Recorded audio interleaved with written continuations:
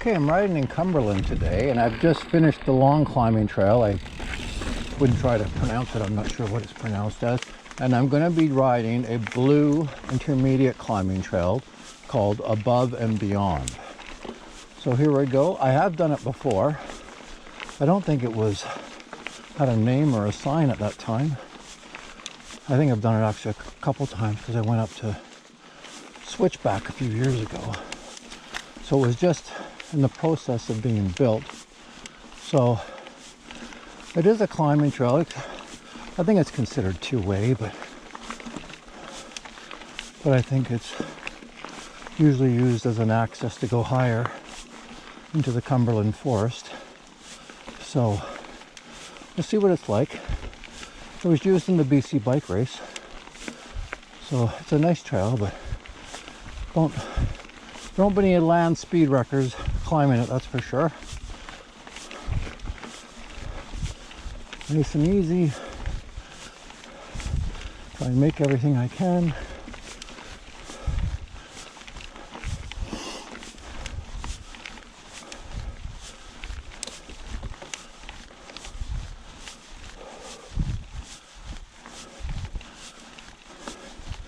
And what we'll do is I'll climb the entirety of this, and then I'm going to come back down it a little bit and hook into another trail that shoots off and goes down to the service road. I'm not sure of the name of it, but I will say the name before I start it. So at this point, it's Above and Beyond. It rained quite hard last night, which the trails really needed that because it has rained very little on Vancouver Island, or at least the central and south part of Vancouver Island, in a couple months. So this will help keep the dust down. So far there's been a couple little puddles and that's about it. I'm sure it'll soak in quite nicely. But other than the rain during the night, it's a beautiful day.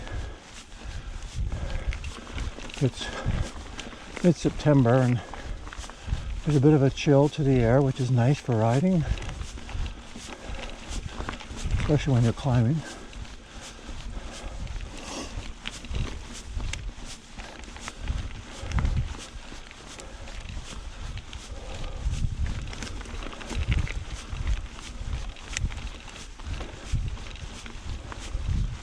A little bit of a flat here. I'm not riding with Jill today. She's taking the day off to go take the dogs up to Mount Washington for a hike. So she'll probably be back at it tomorrow. So we're going into a bit of a rocky section.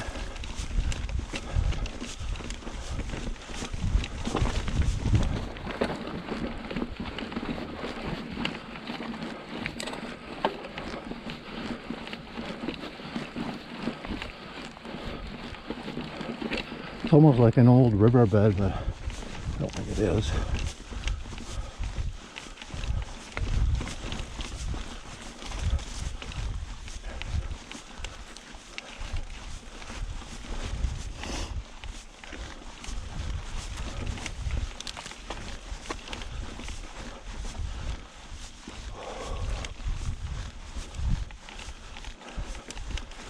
I think the trail is like a kilometer long or something like that. So it's nice that there's a trail so you don't have to ride up the service road to get where you want to go. Now they're supposed to be doing active logging up from this, so I have not seen any signs for closures as yet, which may affect my riding for tomorrow, because I was going to do this as well and then go over and towards Switchback and do some trails that are over there, not specifically Switchback but some others, but I don't know if I'll be able to access them or not. So we'll have to see when I get to the top of this, see if there's any closing signs.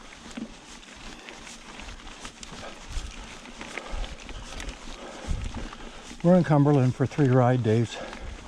This is the 2nd ride day, so there'll be one final one tomorrow. And then on Friday, we're back to Victoria.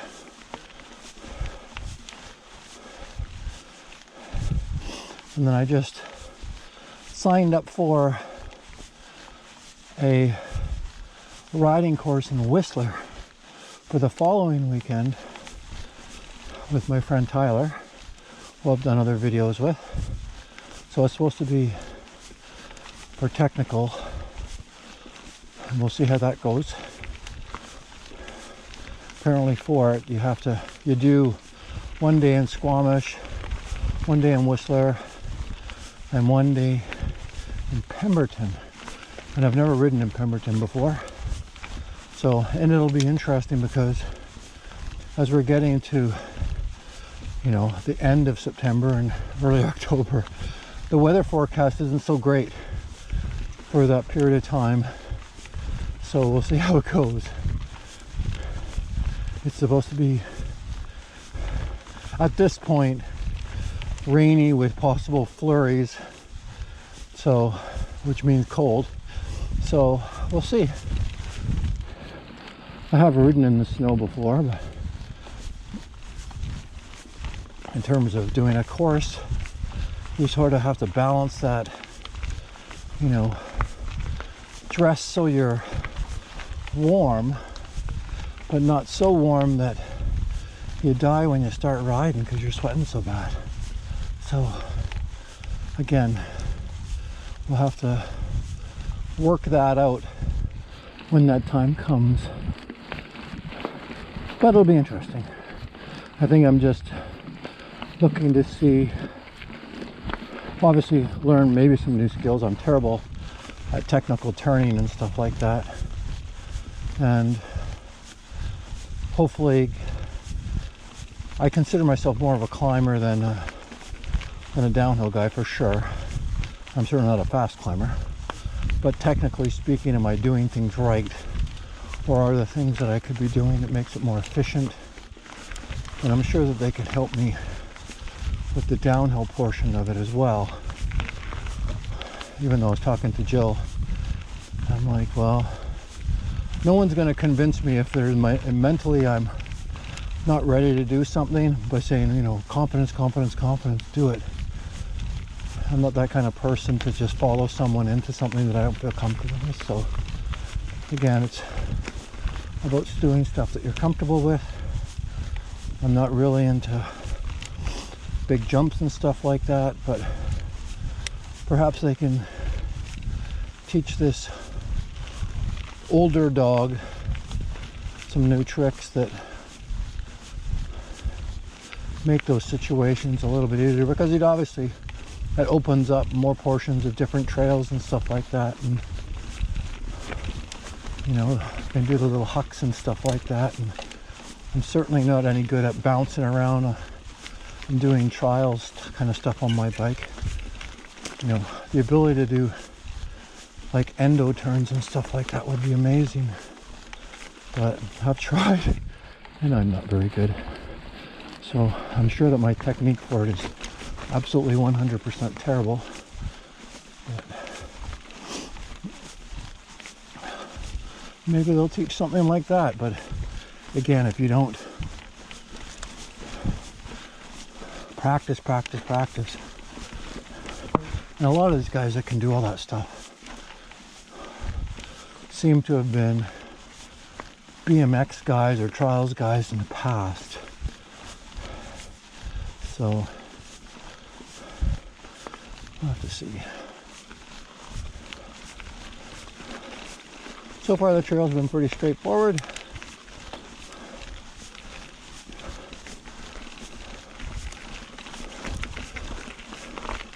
Other than the one section that was sort of like an old riverbed.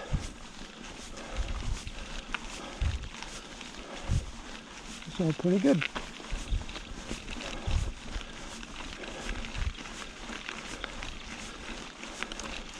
And when I last rode it, which probably was a couple of years ago, this portion of it was like this. It's what was being newly built is just up ahead, and obviously it's complete now, as it was a couple of years ago. And they've used it for the BC bike race and stuff, because they're not going to utilize the trail for something if it's not complete.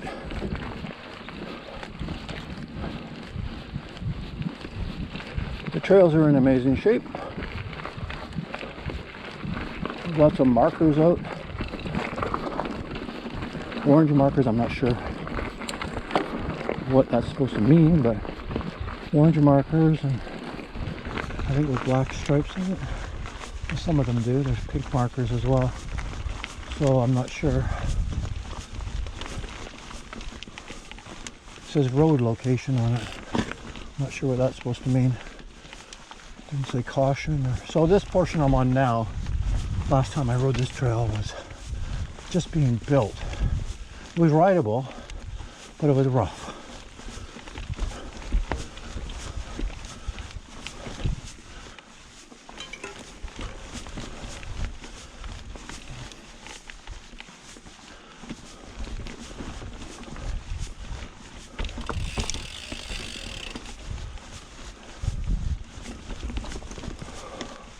And that's the trail that I'm coming back for.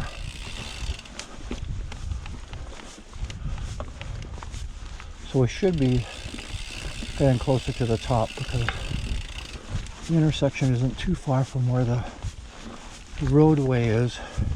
And the service road, I believe, is called Switchback Access, but it is just a logging road. The last time I climbed that, I had to walk through and ride through some snow. We were up here, I want to say in later, like mid-October or something like that, a couple of years ago. I enjoy riding in the snow. It's fun, challenging. I certainly wasn't able to make it all the way though, because it was a little bit deep in some sections. But it makes for a story. All part of the challenge.